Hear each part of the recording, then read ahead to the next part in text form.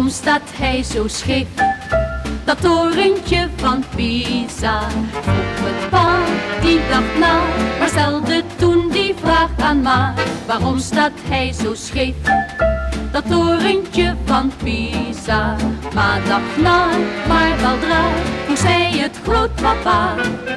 Die wist het niet en vroeg het aan de buurman. De zuurman. Zo ging dat door, van vroeg tot laat. En nu zingt iedereen op straat. Waarom staat hij zo scheef? Dat torentje van Pisa. Ik had graag liefst vandaag nog antwoord op die vraag.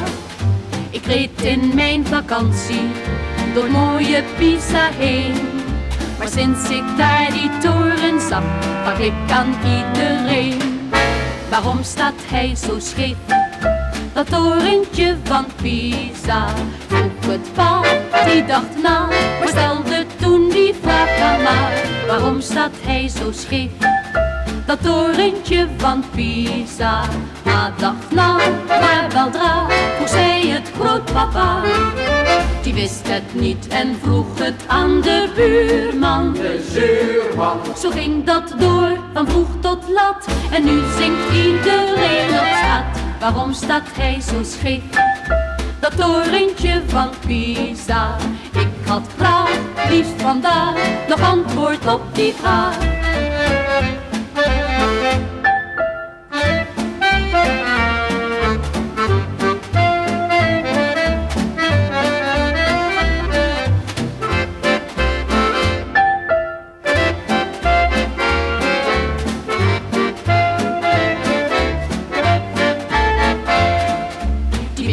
Niet en vroeg het aan de buurman. De zuurman. Zo ging dat door, van vroeg tot laat. En nu zingt iedereen op straat.